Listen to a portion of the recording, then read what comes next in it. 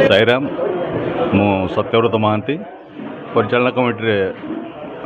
Member गोटे अच्छी विगत 14 वर्ष धरी आमर एठी बाबा मंदिर प्रतिष्ठा है प्रत्येक वर्ष आम वार्षिक उत्सव कर होमयज्ञ जमी जहाँ हवा कथा कलश यात्रा होमयज्ञ दरिद्र नारायण सेवा प्लस प्रसाद सेवन प्रत्येक दिन प्रसाद सेवन यहीपरी दीर्घ 6 दिन धरी प्रत्येक वर्ष ये कार्यक्रम चले आस्ते आस्ते तापर हनुमान मंदिर प्रतिष्ठा है शिव मंदिर प्रतिष्ठा है हनुमान यथाविधि पूजा जमी जहाँ हवा कथा शिवंकर रुद्राभिषेक किए से ये सब जगह जिनस सब दीर्घ 6 दिन धरी चले सर्वशेष साई सत्य एक दिवसीय साई सत्यनारायण साई सच्चरितर पारायण हुए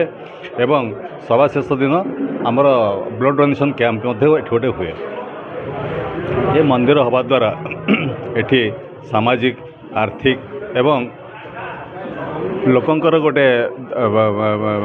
ठाकुर प्रति गोटे समर्पण भाव बहुत किसी समाज को बहुत किसी दान करुचे मंदिर सभा शेष जो पालिंग यात्रा हुए 3000 खंडे लोक ए जाती 2 ରୁ 3000 लोक जाती बहुत आडंबर सहकार एठार करा जाए। राजकिशोर महांती सरकार अवसरप्राप्त कर्मचारी आज आमर सांबादिक सम्मेलन थिला ये सांबादिक सम्मेलन उद्देश्य होची बाबांकर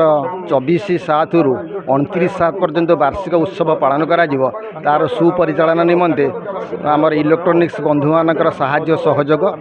आउ यही कार्यक्रम रे आमर विभिन्न दिन रे विभिन्न कार्यक्रम बाबांकर अच्छी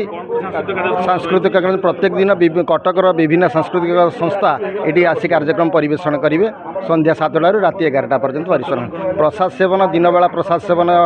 15,000 लोक होती इवनिंग रे 5,000 लोक हुए अप्रोक्सीमेटली प्रत्येक दिन 3,000 ରୁ 4,000 लोक प्रसाद सेवन आरंभ कराए एवं से प्रसाद सेवन करने यहाँ श्रृंखलित भाव में आम कर्मकर्ता मान उपस्थित रही कार्य को संपादन करती सदस्य प्रतिष्ठाता सदस्य श्रीडी साई संस्थान ट्रस्ट जगतसिंहपुर आम यही बाबांकर ए वर्ष आम मंदिर प्रतिष्ठार 13तम सोलग्न पालन करुचु एवं हनुमान लालांकर आम 10तम सोलग्न पालन करुचु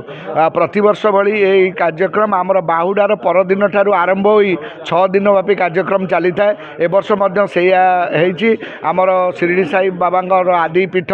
शिरडी रु आम आज्ञामाल आणला परे एठी आमर जो सदस्य मानकु नै एक सभार आयोजन करा जाए वार्षिक साधारण परिषद बैठक करा जाए एवं सभ्य मानक समस्त को विभिन्न प्रकार दायित्व दि जाए जो दायित्व को से सुचारू रूपे पालन करती आमर साई राम महाराजंकर विभिन्न